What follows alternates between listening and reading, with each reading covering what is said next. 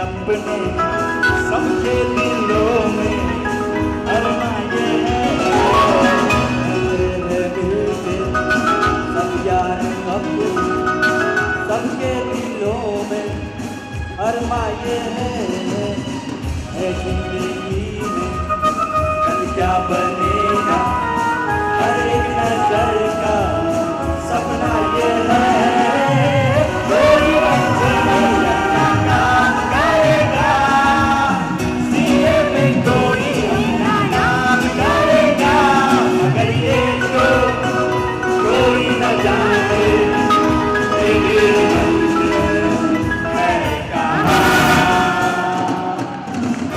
पापा कहते हैं बड़ा नाम करेगा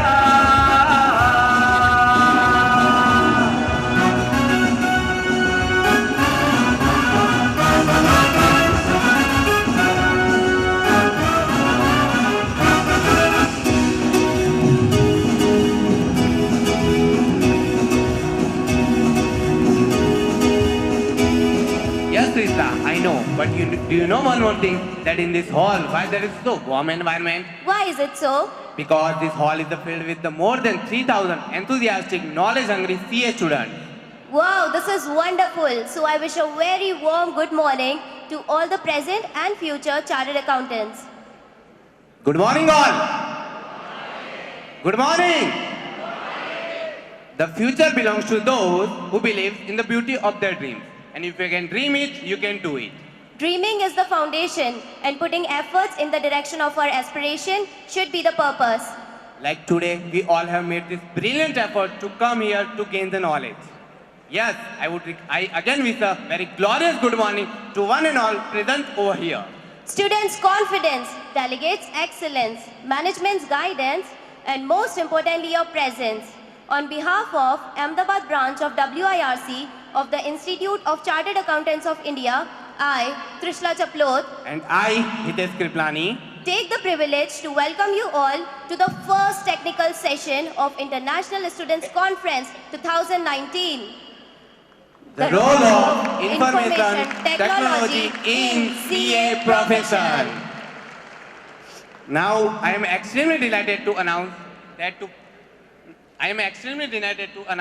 to guide us with this topic, we have invited a person who has more than 18 years of experience in this field.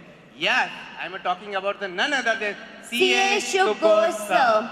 Now, I would request Ranjit Agarwal sir, CA Shubhgor sir, and Hirat Dhariwal sir to please come on the stage.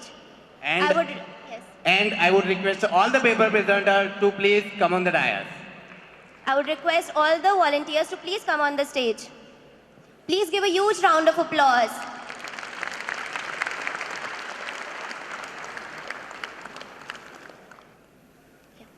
I would like to call Mr. Prateek Das from Guwahati, Assam, paper presenter.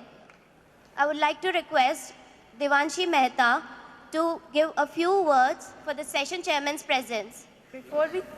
Before we start with the session, I request everyone to stand up for the motto. येष सुप्तेषु जागृति येष सुप्तेषु जागृति कामं कामं कामं कामंशो पुरुषो निर्विमाणः तदेव शुक्रं तदेव शुक्रद ब्रह्मा तद Brahma तदेवामृतमुच्यते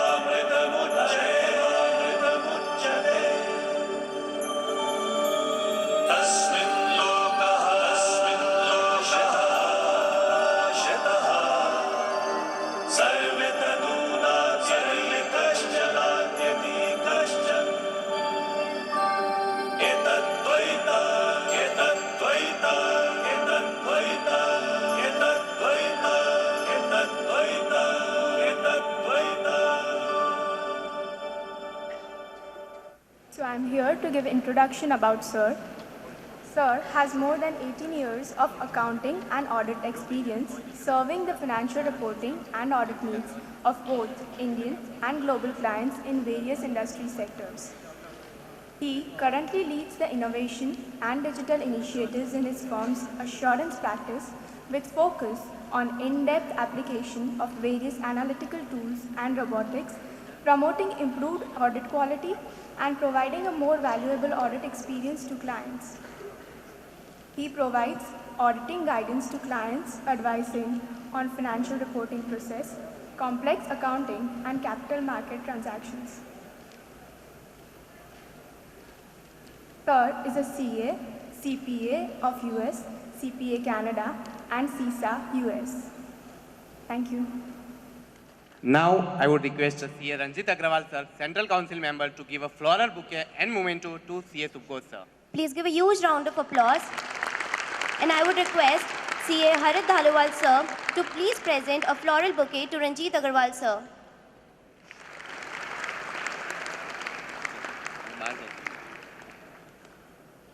I would request Devanshi to please present a bouquet and memento to Tharika Getanjali, foreign delegate. Please give a big round of applause. I will request Jainis Parikh to give a floral bouquet to Pratik Das. Pratik Das, our first paper presenter.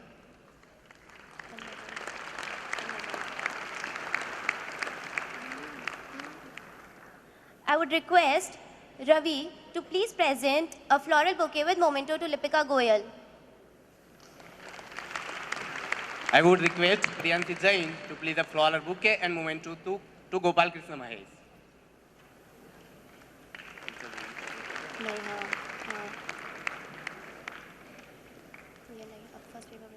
Trisla, do you think there is a role of IT in CA profession? Hitesh, what an impractical question. CA requires IT, irrespective of whether they are in practice or in profession. Can you please elaborate what you want to say?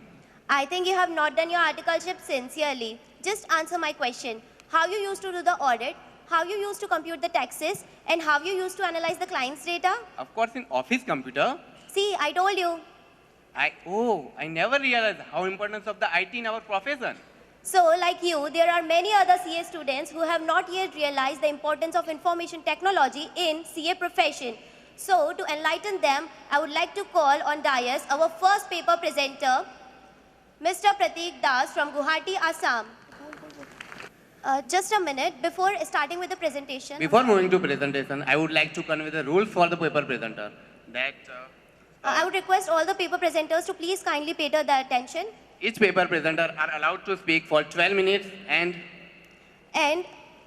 12 minutes, and in 10 minutes we will ring one bell, and after 2 minutes we will ring the final bell, or I will speak in the mic. Well, good afternoon to one and all present here. Very warm regards to the dignitaries present on the dais, and warm wishes for the new year. Well, this is Pratik Das from Guwahati, and I'm here as a paper presenter to speak on the topic blockchain technology's new era for the auditing and accounting profession. Now you can possibly notice a gimmicky thing happening on the screens. As we all know, we CA students, we know everything about the subject, isn't it? Well, not to worry, sit back and relax as I take you to the new technology, blockchain, and its accounting and auditing for the accounting and auditing profession. Now, a blockchain is, as the name indicates, chain of blocks, database that contains information, data, transactions, etc. This was first introduced back in 1991 by researchers who wanted to digitally timestamp data so as to make it impossible for anyone to backdate them, almost like a notary. But however, it remained unused until 2009 when Satoshi Nakamoto created the Bitcoin cryptocurrency. Well, the blockchain works on a very interesting property, that is, the data inside the database cannot be deleted or edited by anyone. So how does it work? Let's have a look at a block. A block contains following three elements, that's the data, hash of the block, and the hash of the previous block. Now the data content of a block depends on the blockchain concern. Where, for example, the Bitcoin blockchain will hold the data primarily of the sender, receiver, and the amount of coins transacted for. Then again, hash element of the block. Well, hash, you don't need to go to the depths of cryptography. You can just compare a hash to a fingerprint. Well, just as a fingerprint which is unique to anyone, a hash is a unique code to a block which protects its data. Next comes the hash of the previous blocks, which effectively creates the blockchain. This is this technique which makes blockchain the most secure database. Then again, here we have example of 3 blocks over here. As I already mentioned about hashes and the hash of previous block, see, the third block connects to the second and the second block connects to the first. Whereas the obvious reason the first block is the special one because it cannot connect to a previous block. We call it the genesis block. But now, let's see if you want to temper the data in the second block, which will in turn cause a change in its hash and the hash of the previous hash of the third block and break the chain because your third block's previous hash doesn't have the valid hash of the second block, thus breaking the chain again. But again, hashes are not really that secure because computer these days are pretty fast and can calculate hundreds and thousands of hashes per second. You can tamper with the block, recalculate the hash and make your block valid again for the chain. So to mitigate this, blockchains have something called the proof of work mechanism. This mechanism is nothing but it's a process by which it slows down the creation of a new block to the chain. For the Bitcoin example, it requires almost 10 minutes for the addition of a new block to the chain. But so you can say the security of a blockchain comes from creative use of hashing as well as the proof of work mechanism. But there is another way via which a blockchain secure themselves, that is by being distributed. They use the P2P network. When someone joins the blockchain, gets a full copy of the same, and every node is used to verify the blockchain. Now, if you want to add a new block to the chain, the new block is sent to the P2P network, every node of the network, for proper authentication. And only after proper authentication, if everything checks out, the block is added to the chain. This blockchain works on consensus. The nodes agree on which blocks are not tempered and which are tempered and reject them, and the accepted blocks gets added to the chain. Now talking about the accounting under traditional versus under blockchain. In traditional ledgers, you have both the companies making for a single entry making double entries in their respective books, which creates a sort of quadruple entry bookkeeping. Whereas in blockchain, if you add that single entry in a blockchain with by proper verification, it leads to universal entry bookkeeping. Again, different businesses hold data in different forms, maybe Excel, DBMS, Tally, etc., which may not be understood by all. Every auditor or every professional has to learn all these standards. But in the case of blockchain, data is standardized and alleviating the need of reconciliation.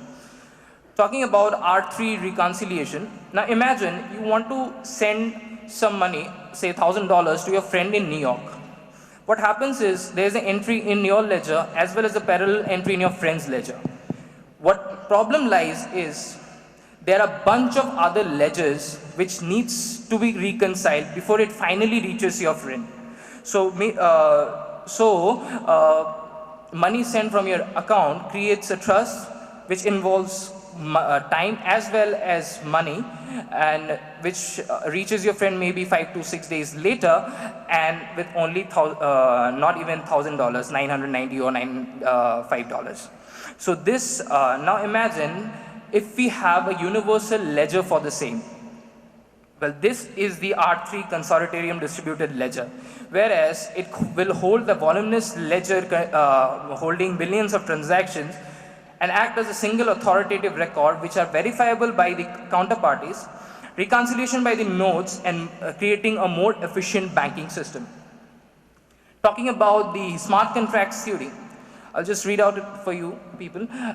Legally binding, digitally manifest agreement with the power to re-engineer itself depending on the terms and conditions of the market or the commercial context to which it applies via the implementation of implicitly encoded set of rules. Sorry, I cannot explain you this. I haven't understood, but I can give you a good example for this. Yes, a vending machine is an example, a very good example of a smart contract.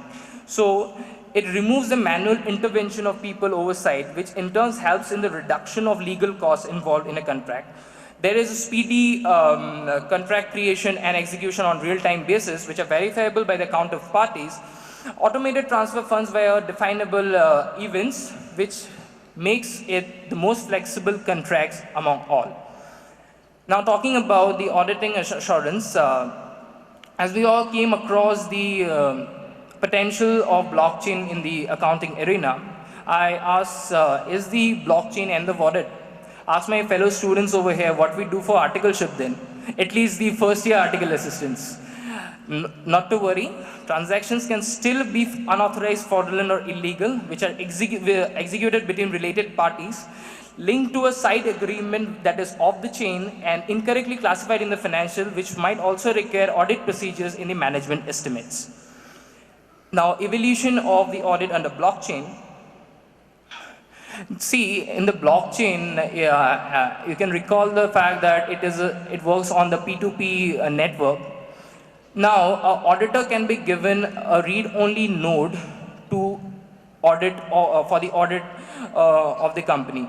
Now, where this helps the auditor to make the audit a recurring process.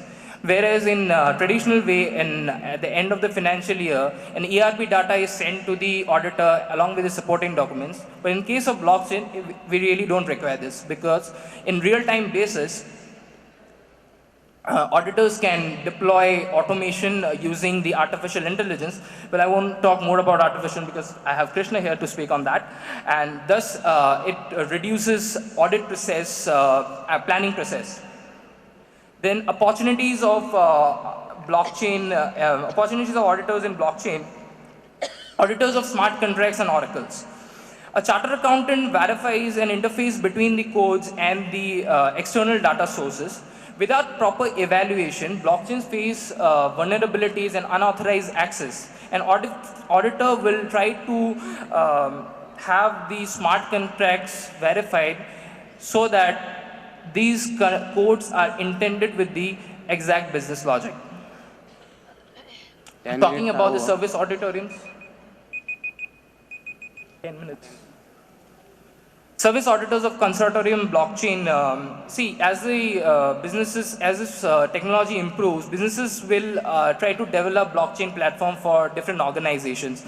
Then they will require the blockchain platform to be audited to desire an independent assurance as to the stability and robustness of the network. Auditors are well equipped with the efficient to perform the needful, because they are able to have the enforcement on the blockchain's performance. Talking about the administration and the arbitration functions, administration function involves verification process related to the granting access to the blockchain. See, an unauthorized user should not be given access to the blockchain. An auditor can definitely have an independent judgment on that, whom should be given the access on the blockchains. Talking about the arbitration function, it involves setting up disputes between the participants, because smart contracts are always, maybe it helps in machines, but it also involves human terms. A trusted professional like chartered accountants and independent auditor is capable to perform both the above duties. Talking about our future, there are still many unknowns as to how the blockchain is going to impact our profession. The blockchain is already impacting those organizations which have already accepted the blockchain.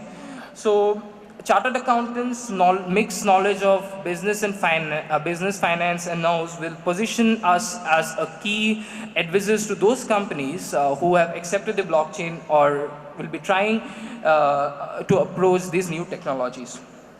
Some number crunching.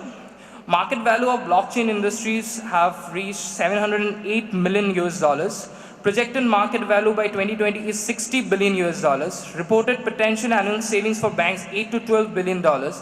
Percentage of banks experimenting 69%. Average investment in blockchain project $1 million per year. Global blockchain market is expected to be worth $20 billion by 2024. With this, I would like to conclude. Thank you, Team Vaikasa Ahmedabad, Team YRC, and BOS for this wonderful opportunity. Thank you.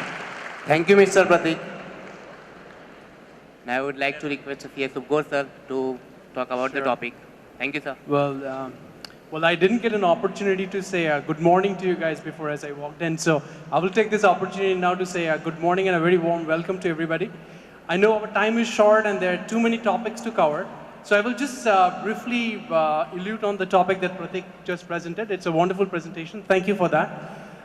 One thing is very relevant. I guess we started with the most difficult topic first in the session. So I guess while it's all fresh in our minds, I think it's good to cover all the important aspects first. But I think I wanted to make it a little bit relevant for our student fraternity here, for our accountants here for that matter. Because the technology, while we are using it to do so many things, we also should keep in mind that this technology is used to capture the data, technology is used to process the data, and then used to make decisions, right? So as accountants, as auditors for that matter, if we don't understand how this capturing is happening, how the technology is being used to process this information and making it relevant, it becomes very difficult for us.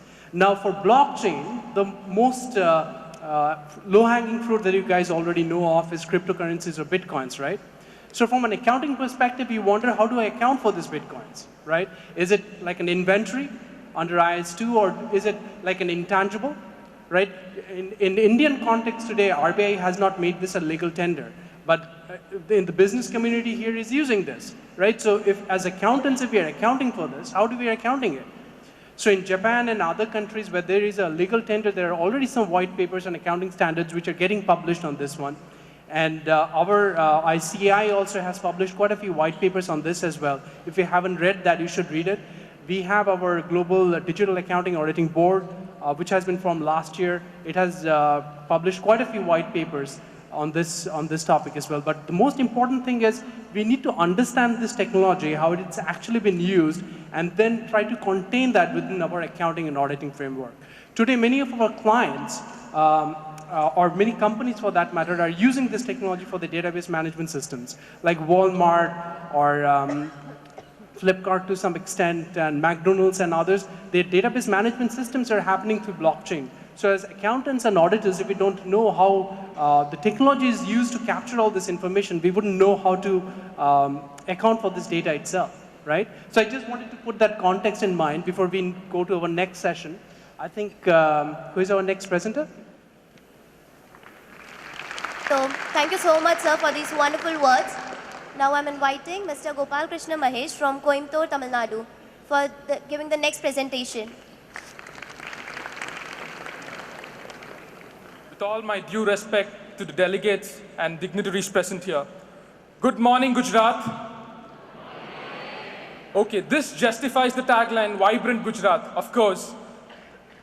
My name is Gopala Krishna Mahesh, and I'm from Coimbatore, Tamil Nadu. It's a small city called Manchester of South India. And I have three people along with me who will be presenting my paper presentation today along with me. It's three more people, very important people, Bixby, Alexa, and Siri. They're standing right next to me, and they also want to talk to you. This justifies the topic for the day. It's artificial intelligence and the future of accountancy. So what is artificial intelligence? It is the cognitive skills and it's more of like an human brain in a computer. They have the problem-solving capacities of a human in a computer. It's going to solve all this. It's going to provide solutions to all the problems, just like the way a brain works. This is the basic concept of artificial intelligence. So what it is going to have an impact in our sector? So we travel a little time back because what the current scenario says is that all Arabic and Roman numerals will be changed to Bixby and Alexa numerals. So how this is going to happen? So when we travel a little back, during the ancient age, there was very limited amount of information.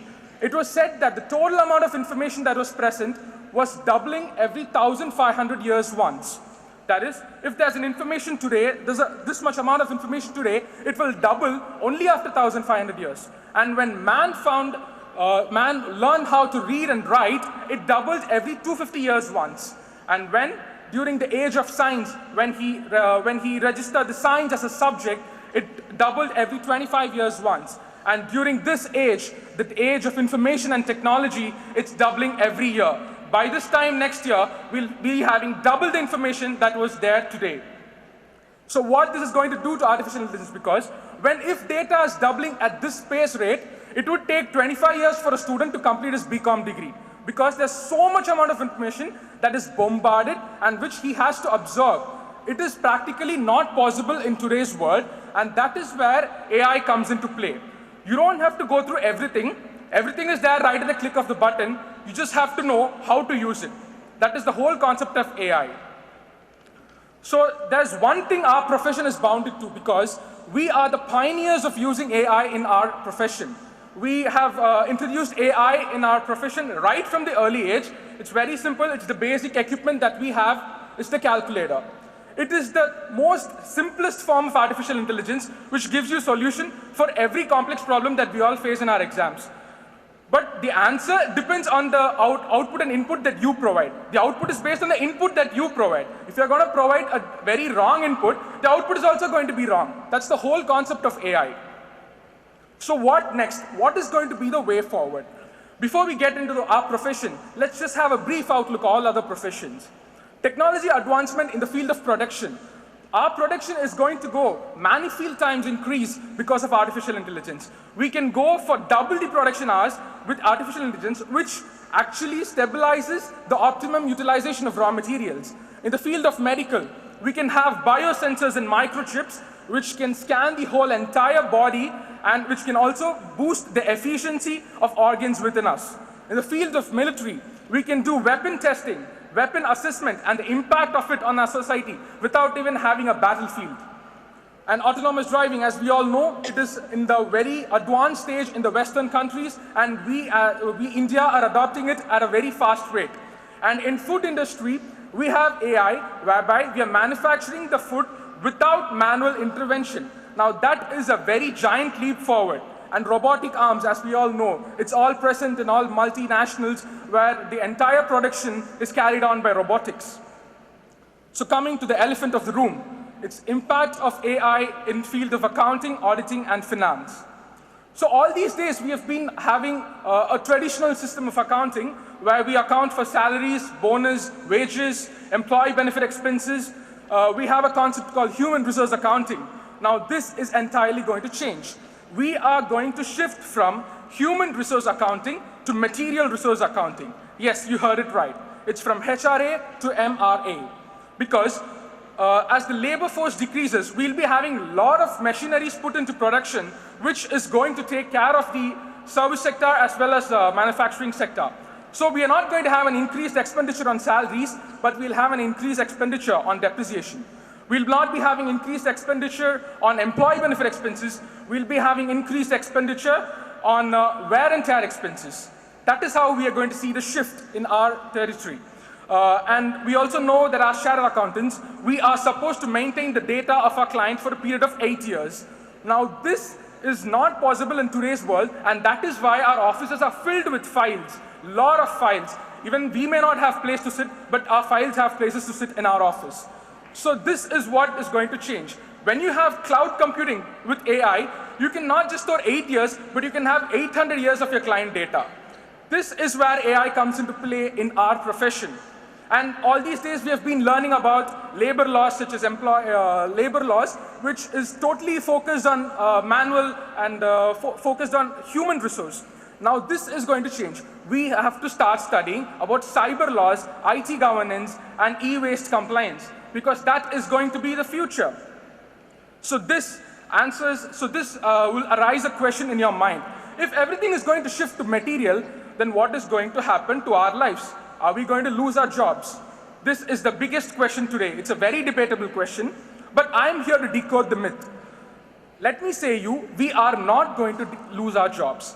This is firm and final. We are not going to lose our jobs. Instead, AI is going to make us more segmented, more stratified, more diplomatic, and more diversified in our profession. Because when there's an artificial intelligence which has the capability of doing each and every task, we as professionals, we have to equip ourselves to overpower that computer. We are the creators of the computer, and we must have the utmost control of it in our hands. So where this will begin? This will begin right from the educational institution, where they will start providing, quality education, which will make the mankind more diplomatic. This will only eradicate a small part of the semi-literate blue-collar jobs. We will be having more increased of white-collar jobs. So this does not mean that everybody is going to get success out of this. The labor portion who are doing the monotonous task will actually suffer. So this is where the evolution theory comes into force. What the evolution theory says is that mankind will do anything and everything for his survival. That is the basic instinct of survival. So what happens is, when I'm going to lose my job, I'll make sure I study something else, I'll equip myself with some other skills, so that I can go further for my survival. We have a real life example for this.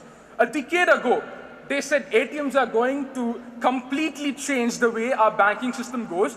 There was a designation called teller in bank. So they said this ATM is going to replace the teller. So basically the teller is going to lose his job. But today, did you see the teller has lost his job, but he's not out of the bank. He's in the bank, he's doing some other job. That is the way we are going to move forward. Even though we lose our current job, the current monotonous job for the labor force I'm talking about, if they're going to lose it, they will find some other alternative avenue. That is how we proceed further. And there's also one IIT research analysis, which is called the 95% versus the 5%. So what this is all about is, 95% of the population will adopt technology, and 5% of the population will not adopt. This 5% of the population is the person who will suffer, because that could be a lot of factors which they are not able to cope up with technology. When you're able to cope up with technology, that is the day your growth is going to start. So my point here today is, artificial intelligence is a tool and not a threat for our profession in focus, because when you have the focus, when you have the entire power of computer within yourself, that is the day your growth is going to start. And what our AI is going to do in our profession is, we are not going to go based on judgmental basis of audit. We are going to go based on systematic basis. For example, when you take an audit sample selection, we just take based on our mental decisions, mind decisions that we choose the samples. But when AI is there, it will automatically point out the abnormalities in your sample. So you can easily pick out the abnormalities and go for the audit in detail for it.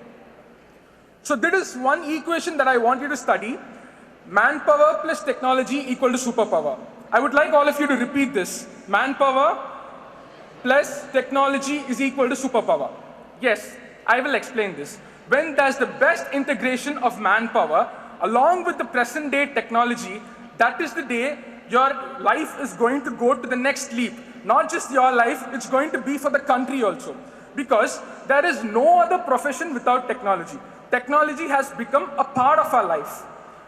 Take it any field, medical, science, commerce, we can't live without technology. So what we have to do is, we have to shape the technology for our life. We have to shape it the way we require for our profession. And that is where AI comes into force. AI is a tool which can be shaped the way you want. It is not general specific, it is customer specific, it is profession specific. That is where AI helps as a tool in our hand to grow leaps and boundaries. Now on a lighter note, I will tell you the day when AI is completely developed. There's a test for it. So what test is that? You all have your phones. You can actually open Bixby, Alexa, Siri, and you can propose it.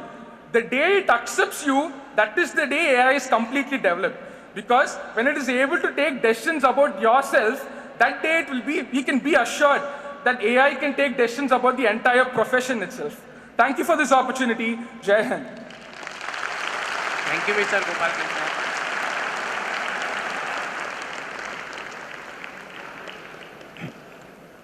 Thank you, Mahesh. It's a great presentation. Thanks for that. Mahesh talked about how the future profession is changing in terms of our roles and jobs are changing, right? So I just wanted to give some anecdote to you on that perspective. There was a recent publication from one of the consulting firms to talk about how the job profiles are going to change in the next 5-6 years because of the application of technology. So it gave some, quoted some numbers in there. It says by 2022, about 1 in 10 workers would be employed in a job which does not even exist today, right? It's not very surprising. If you look back at the type of jobs we have been having 100 years back, most of them probably doesn't even exist today, right? It goes on to give some more information around about 30 to 40% of the type of jobs that we have or the type of job descriptions that we have are going to be completely redefined by 2025. It keeps on saying that a typical mid-tier process-oriented company would have about 900 processes or so. By 2025, about 80 to 90% of these processes are going to get automated completely, which means about 110 to 140 people or full-time employees are going to lose their jobs to robots, right? And it's coming very fast at us. Now, do you see that as an opportunity or the threat? And the decision is clearly is upon to you. As Mahesh clearly explained it out, what's happening with this technology is, by technology itself is pretty dumb if you don't have the intelligentsia, the human intelligentsia behind it, right? The purpose of this technology is to make sure any routine, non-judgmental processes are done by a machine, so you can spend your time on areas which are more interesting, right? Where you can do the decide part of the things. So if you see the evolution of artificial intelligence that's happening right now, so we start with some basic robotics process automation, which pretty much that takes away the do part of the job from the human beings. For example, a bot which does the, raises the PO systems from the purchase orders from the emails, right? Just takes the do away part of the job from you. Then comes simple machine learning, which takes the think part of the job away from you, right? For example, an insurance company looks at its various examples as to how it processes its insurance claims, and if you feed that to that software series of data, and then it comes and tells you these are the possible outcomes that can have with it. So it takes away the think part of the job out of it. Then comes more cognitive technology, which takes the analyze part of the job out of you. And then finally, where we are moving through artificial intelligence, machine learning, and everything is the analyze part of the data.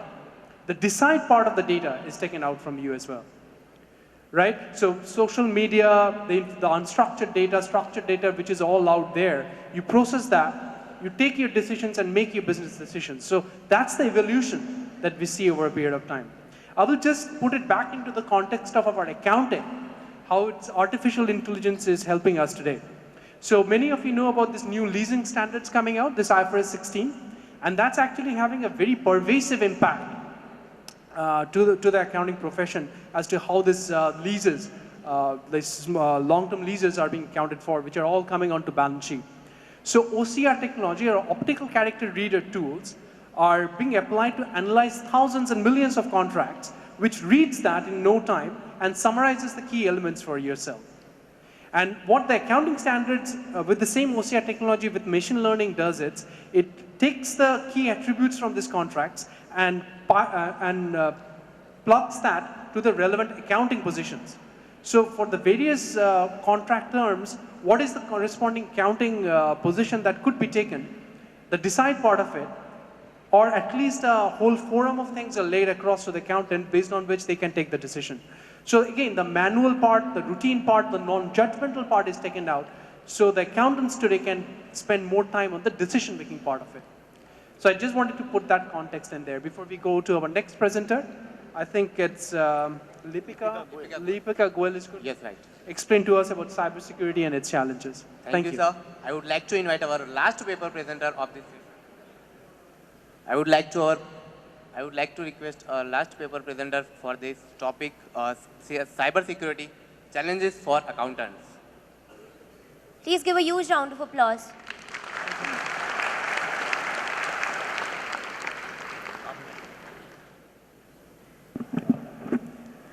Good morning, everyone. How many languages do you all know? Okay, add one to that, I'll tell you why. There are around 6,900 languages spoken on our planet daily, and these thousands of languages serve thousands of culture, from the smallest continent to the largest one. But there is one language which we all in this room know. No, it's not English, it's the internet. Out of the 7.3 billion people on this planet, 3.6 billion use computers. And we fail to realize that this language, which is basically made of ones and zeros, controls all our lives today. The work of accountants has become more computerized than ever now than it was 10 years back. And that is why cybersecurity has become so important to all of us. Good morning to one and all present here. Good morning to the Honorable Session Chairman, members on and off the dais, students, my worthy participants, and every other computer user present here. I am Lipika Goyal, going to talk about cybersecurity challenge for accountants. So first let us ask, what is cybersecurity? Cybersecurity, computer security or information technology security is the protection of computer systems from theft, damage, or to the hardware, software, the electronic data, as well as from disruption or misdirection of the services that they provide.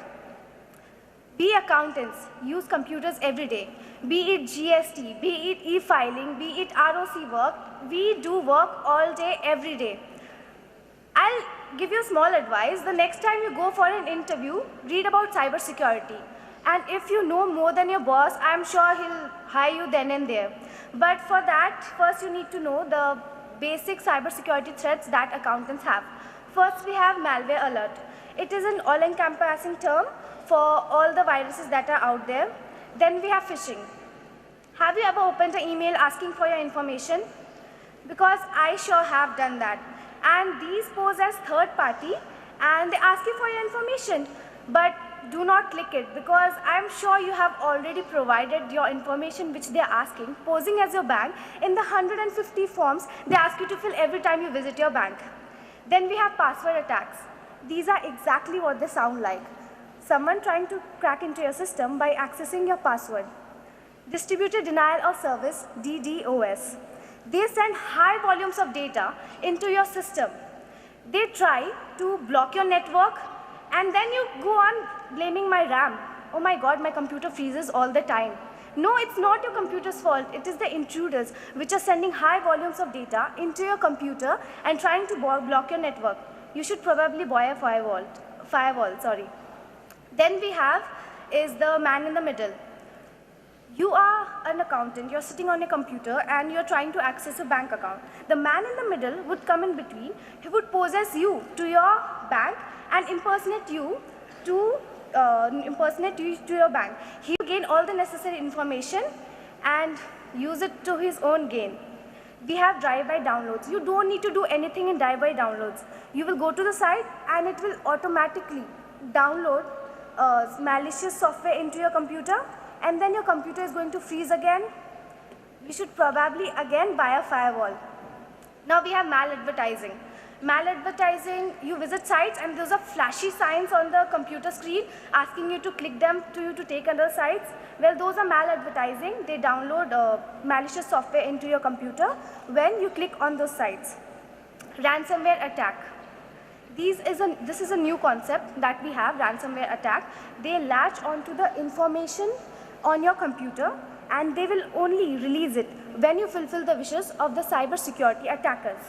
Earlier last year, a company called Kaspersky reported that there was a ransomware attack on their software. They had to give around $1 billion to the cyber attackers to release the terms. But this all seems so challenging to accountants. There's a good news. We can be 100% cyber attack proof. But for that, I have to paraphrase Gene Stafford. He said, A truly secure computer is the one that is locked down. He said locked down. It is cast in a block of lead, put into the cement and guarded by armed people. Okay, Gene Stafford, we cannot do to all our computers that, but actually what he wanted to say was not to be a dampener on the advancing technologies, but he wanted to tell you about cybersecurity and its threats. Accountants can only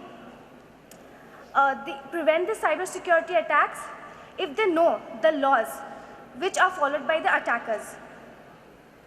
So I'm going to enumerate the 5 laws of cybersecurity. These are very big challenges, but they are so designed that you will be able to ensure cybersecurity in your own systems. First, we have, if there is a vulnerability, it will be exploited. Think for a moment, when the first bank was made, there was this one person, there's always this one person who thought, I am going to rob that bank. So there is always going to be someone out there that will try to crack into your system, take all your passwords and use it against you. But you are accountant, you need to be out here with a shield and a sword trying to protect everything that you can. Then we have is everything is vulnerable in some way. Big companies like Sony, Adobe Reader or Kaspersky, as I told you earlier, they all have been attacked. These spend crores of rupees annually to cyber secure themselves and still they get attacked. So you think your simple computer is going to be safe against them? Then humans trust everything even when they should not. See around you, everyone is in a rush. Some are coming in, some are going out, running around everywhere. That is why maybe we are called the human race. We do not have time to mistrust anything. So what we do, we have positive expectations from the people that we pay. If you pay the IT guy to install SAP or Tally into your computer, you expect him to install the original one, not the fake one. So because of this trust is why accountants feel that the 300 rupees quick heal that they bought is going to turn the computers into Pentagon. It is not going to turn your computer into Pentagon. Then we have, with innovation comes opportunity for exploitation. Graham Bell, he invented the telephone. There was Mark Zuckerberg, he invented Facebook, which we use billions daily. We have Bill Gates, he created a OS which brought technology on the same page as everyone else. But what happened? These technologies provide greater scope for intruders to crack into our systems. Take for example Facebook. Mark Zuckerberg himself sold our data to other people. We trusted him with our picnic pictures and he sold them to everyone else. How could you do that to us, Mark? So accountants have to be very secure in their own way. And the last law is obviously, when in doubt, see law number 1. If there is a vulnerability, it will be attacked. No one is safe, especially not accountants. But how does cybersecurity actually affect accountants? Accountants, we use computers every day. Whenever we use the internet, data is created on this computer. They are becoming paperless every day to increase the efficiency of work. But what do? We are now guarding huge silos of information in the electronic form. These are attacked every day. Our code of conduct tells us you cannot disclose any client information to anyone except without the consent of the client. This includes malicious intent as well. So what do? For this, we have to implement basic things into our work, like we can regularly delete any unnecessary data which is beyond its expiration date, so that no one can get their hands on that. We have to establish and review information access controls. You don't need to give access to anyone who does not need it. You don't even need to give your password to clients who don't need it. You need to train employees on cybersecurity matters. Research has shown that 90% of breaches occur from inside. If your employees and your article trainees are trained in cybersecurity matters, no one can crack your passwords or your information or your data in your systems. You know, the most common password is 1, 2, 3, 4, and 5.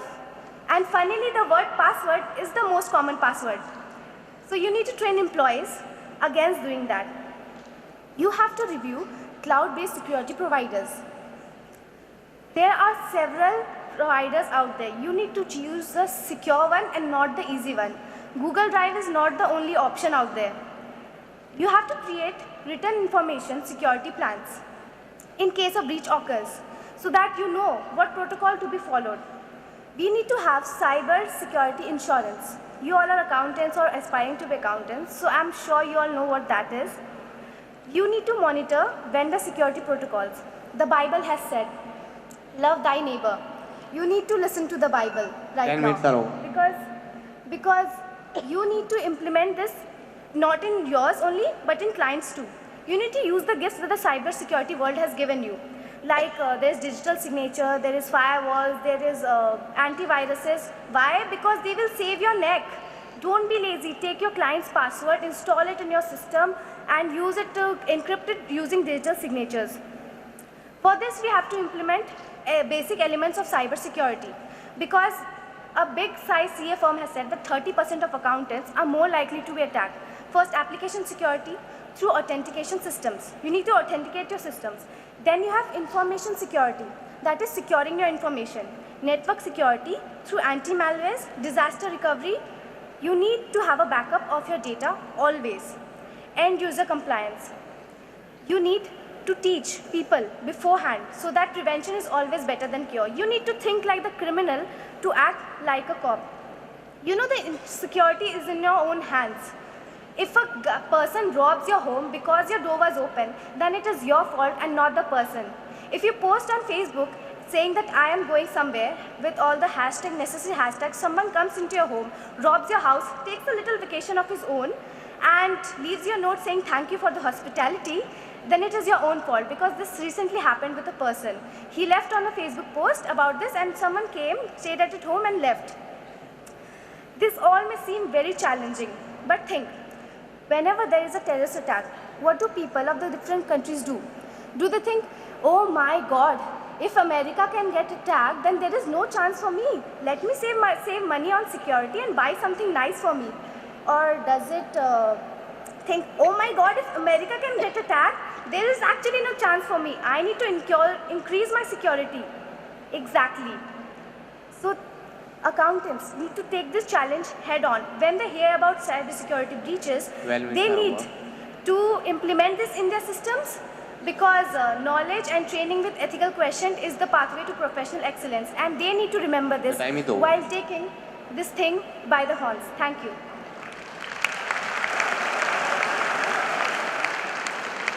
It was a wonderful presentation. Thank you so much, Ms. Lipika. Yeah, thank you, Okay, Lipika. now we have, Sorry, the next presentation, sir. Yeah, can I take 1 Yeah, minute yeah, just sure, to sure. top it up? I think Yeah, it's a of great course. presentation, Lipika. So I guess to the students here, do you guys agree that you need to understand the cybersecurity risk, that it's relevant for your profession? Like, what is our primary responsibility as accountants and as auditors? Don't we need to make sure that our financial statements or the reporting that we do are present the true and fair view and they're free from material misstatements, right? Now, with a cybersecurity attack happening, if you're not confident that whether you have access to 100% of the data on which you're doing your accounting and auditing, you don't know whether the electronic evidence has been tampered with, that you're not looking at the reliable data, isn't that not a concern for you, right? And then finally, the decision making that is happening, if it's not based on the correct, complete data, then we are at a risk that we are not making the right decision, giving the right opinion, right? So it's very important we understand the technology, which is used to capture all this relevant information and data that we are processing today to make the right decisions and give the right satisfaction to the stakeholders that we are reporting to, right? Thank you. I think we have our last presenter of the day today. Yes, we have the last paper presenter. She is a foreign delegate from Sri Lanka. Please put your hands together for Tharika Gitanjali.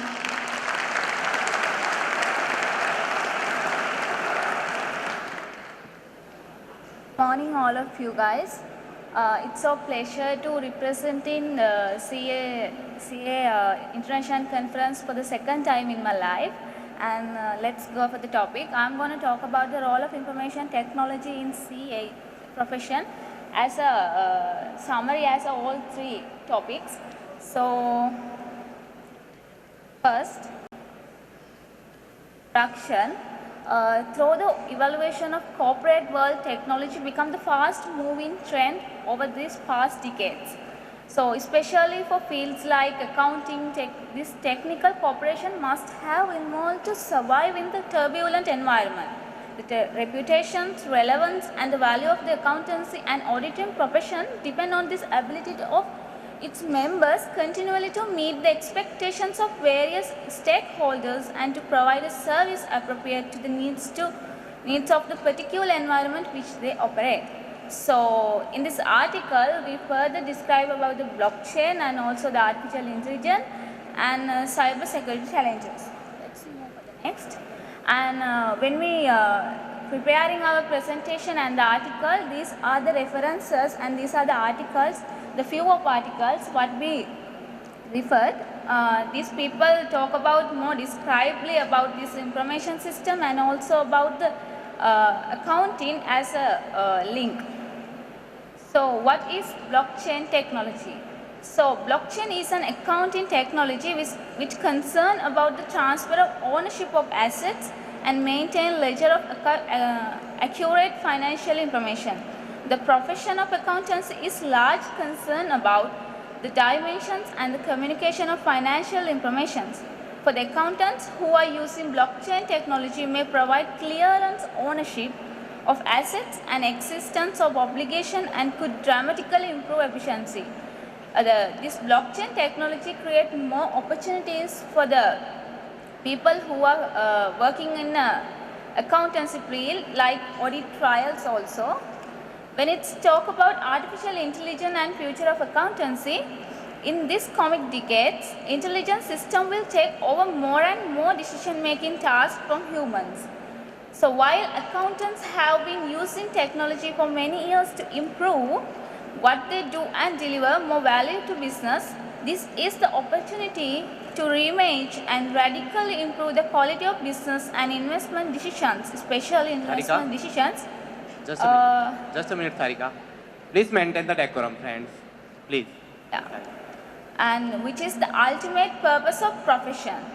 In order to realize this potential, the profession needs to focus on fundamental business problem it's aimed to solve, and also image how new technology can transfer its approach to them. Especially the Global Institute of Chartered Accountants, these guys are describe more and more about this artificial intelligence and also about the cyber security too. They have a lot of papers also in there. When it's come to artificial intelligence, there are 3 questions should ask when it's embrace its opportunities. The first question is, what is the long-term vision for AI and accountancy? Special question. We need to invention how intelligence system can enable better decision in business and understand how accountant can help this process too. Then the next question is, how do artificial and human intelligence work together? Because there should be link and need to understand more about artificial intelligence. We are still in the basic levels to the artificial intelligence. So we need to know about how those can work together. Tarika, sorry to interrupt, but just a minute. Dear all, this session is only for the next 25 minutes most probably. So please maintain the decorum. Your noise is noise for all and we value it, right? So let's please maintain the decorum. Yes, please go on. The next question is, how are accountants using AI capabilities? We need to explore real-world examples of accountants using AI system, including the specific benefits and limitations, to help us develop the long-term vision. Let's come to next. It's cybersecurity. Cybersecurity, according to the Forbes magazine, it will reach up to $2 trillion in US dollars of global cost for cybercrime by 2019. So further, Warren Buffett stated that the cyber attacks are a bigger threat of humanity than nuclear weapons. My gosh. And Ginny Rometty, who is an IBM president and CEO, stated that cybercrime is the greatest threat to every profession and every industry, every company in this whole world. According to the National Computer Security Survey, which conducted by US Department of Justice Bureau of Justice Statistics, found approximately 68% of cybercrime victims will incur losses of more than 10,000 US dollars. As well as victims of cyber attacks may experience downtime of 24 hours or more. It's wasting of times too. Especially this season like tax season, it's very critically issue of here is a downtime there for the productive process. Company should engage in cybersecurity process. So need to think about that cybersecurity. Yeah? There are so many cybersecurity challenges for the accountant, so they can have this kind of security in their companies like email security, internet security, remote access, data security, wireless security or backups. When it's come to email security, email is the biggest threat of security in nowadays for the most companies. According to the Digital Guardians, 91% of cyber attacks start with a phishing email which can open path of a number of threats for the company. Phishing means sending an email that looks legitimate and seems come from contact and asks for information. People may open those emails even without checking the email address. To protect from unauthorized access should turn two-part authentication which may offer by Gmail or Yahoo or Microsoft Office 36 and or AOL. The damage which could happen through email phishing is high because no one knows this may be a separate email. They may open automatically those emails. So therefore, this two-part authentications or two-factor authentication must have within the company for email. Internet security. People may download through so many browsers in day-to-day internet process. It may also load for cyber attacks. Through the searching in the internet in several websites, some may attack within the virus or malware. To protect from these attacks, computers should install latest patches. Install a firewall router with a gateway, antivirus, gateway and anti-malware. Routers may prevent the computer from its kind of attacks. Further, there may be a process such a message from Microsoft and they ask for contact for the given number or go for the below link. When clicked, those persons may give access for hackers to enter into the personal information in the company, which may highly confidentially between client and the account. Therefore, firewall system should install within the company to protect the data from other people, outside people. And other one is remote access. It also like that. And the data security. Data transfer by using USB may not secure method. USB should have encryption process and also password for access. Sometimes client enter data from USB for the accounting package they are using while thinking the package is protected by password. But unencrypted data may cause for access to hackers even though the accounting system have password or not. Their USB driver should encrypt it and there should be a password when access to it. Laptop may another challenge for security. Hard drivers of laptop should encrypt all. There are so many things to think about when it comes to cyber security. And there's a wireless security too. Access to computer through wireless network should also protect by using password. This may prevent guest visitors for the company computers and resources on the network. 10 minutes are over. When it's come, wait.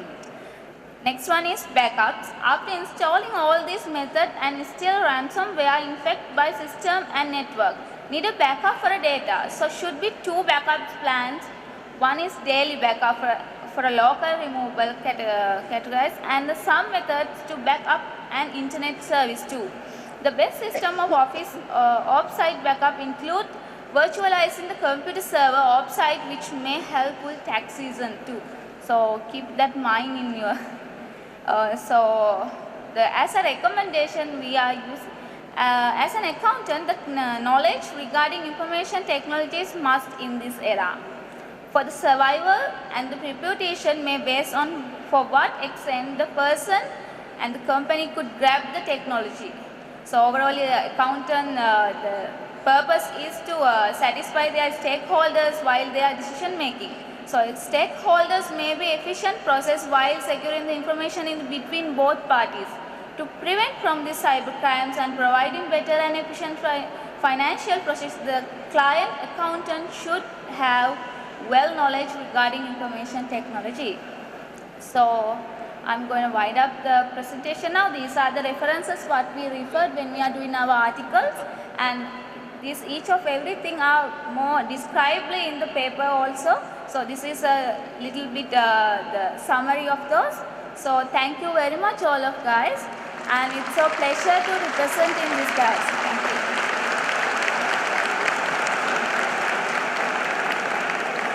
Thank you, Tharika, for this wonderful presentation. What a wonderful man. He does not even need any introduction. Please put your hands together for the man himself.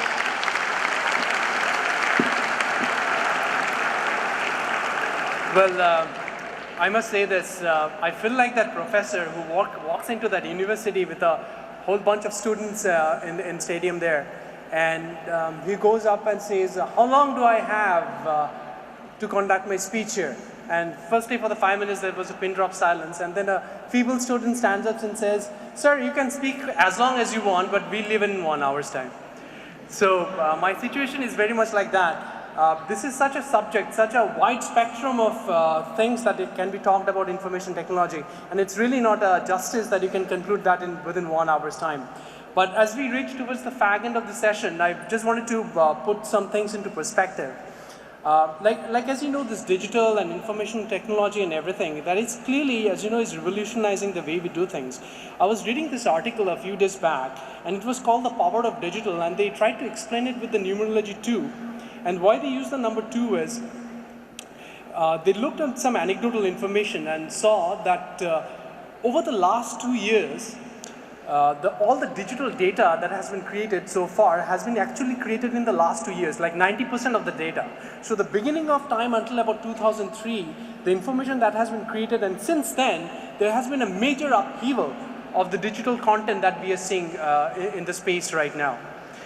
It goes on to say, if you have to watch all the videos in the YouTubes which are uploaded in the last 3 minutes, it will take you complete 2 weeks continuous to keep on watching through it. Apart from that, in the last 2 minutes, we have about 500 million emails going across the world, about 400,000 Facebook likes of Instagram updates happening, 500,000 tweets happening. So look at this structured data that the business is handling today. And as accountants, as our profession, how do we understand all this data to make the right decision making? So the way I always try to look at it, it's basically 3 pillars that I try to contain this whole information. One is that you have to remain connected. Today, CFOs and other finance functions are investing a lot in data warehouses and everything. The main reason is they want to remain connected. They want to know their businesses better. A recent a survey which has been done with the global CFOs of the Forbes companies, it says about 6 to 7 of the CFOs believe that they don't understand their business completely yet. There are silos that they need to break, there are dots they need to connect, and data analytics for that matter is probably one of the most key things that they're looking for to make better business decision making. The second thing is automation. Again, as I told before, look at those routine processes, non-judgmental areas, and try to automate them out. So you can spend your time in areas where, which are more decision-making oriented, which are more interesting, and that's where the future is going. And then the last circle, I would say, is the smart technologies, right? So talk about blockchain technology. Process mining, for example, if you don't know what process mining is, it's a technology which is pretty much digitizing all the processes, all the people of a control for that matter. So replacing the whole internal audit function for that matter. Artificial intelligence we talked about. These are revolutionizing the way we look at our businesses, we make our accounting and the decision making on that. So again, a few business cases, a few businesses which has come up in the last couple of years or last 4 or 5 years. So we know about this cab company, right? The largest cab company in the world. But the beauty of it is it doesn't own a single cab. Uber, you already know of it, right? You know about this hoteling chain. One of the largest hoteling chain in the world today. But it doesn't own a single real estate, Airbnb. So look at the type of businesses around us today. It's completely changing the landscape of things. So if I have any ask from this group here, the student group over here is, stay involved, stay engaged, and keep learning and keep yourself relevant for that matter. So please stay excited and keep learning. Thank you. Thank you very much. Thank you, sir, for this wonderful. We Thank you acquired so a much. lots of knowledge from you, sir, and thank you for giving your valuable time. Yes. Now, I would request Ranjit Agrawal, sir, our Central Council member, to. Yes, sir. Please come and share your knowledge with us. Please put your hands together.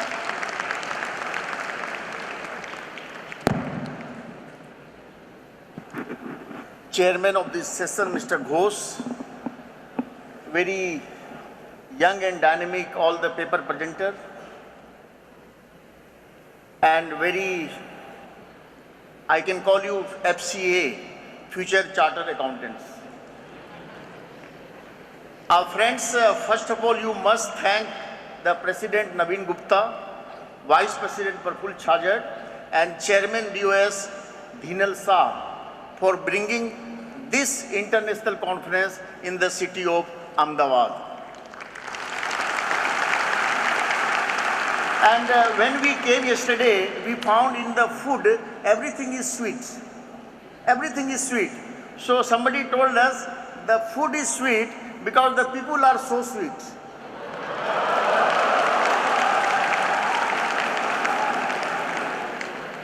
I will not make any individual comments, but these are the new terminology of the profession ABC, artificial intelligence, blockchain, and cyber security, and you add one more D, data analytics. That's why this data analytics we have replaced in foundation syllabus with the sampling. Now there is no sampling, there is a data analytics foundation syllabus. And you are very scared of the ISKA. Kya subject diya ISKA? What is this ISKA? Who is kiska? I don't know. But now because of these disruptions, you cannot say I don't want to know ISKA. That's why this ISKA has been replaced in practical training 2 times, 15 days, 100 hours, with the test followed by test. So these are the challenges, but Indians are used to face the challenges head on. If you see the blockchain, Dubai is the first country of the world which has completely transformed its entire data on the blockchain technology.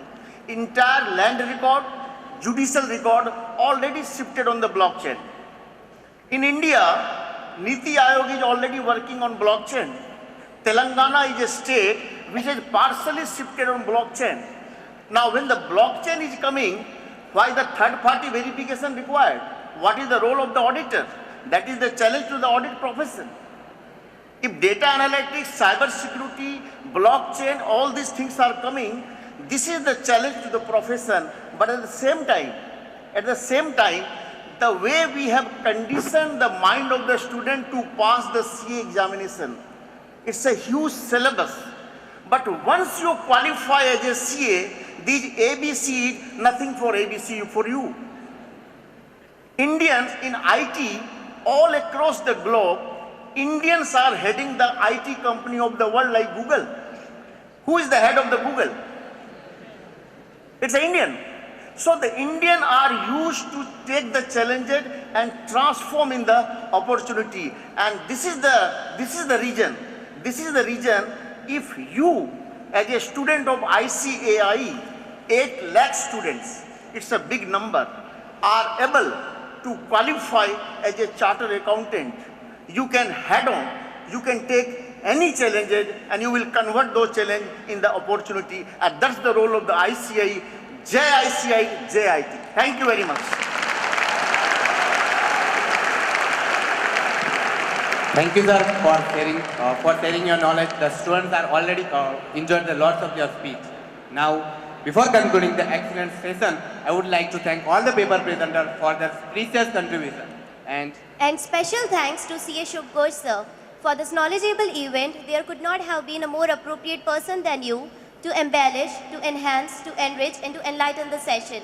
to say over here is this event, which is pretty stupendous, wouldn't have been possible if the Board of Studies initiative wouldn't have been here.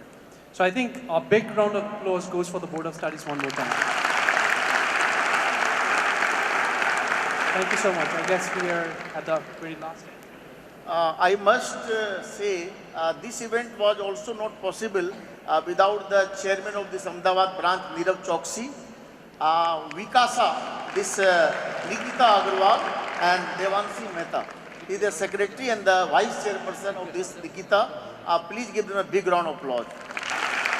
Now I would like to invite Mr. Jainis Parikh to give a final vote of thanks. Please give a huge round of applause.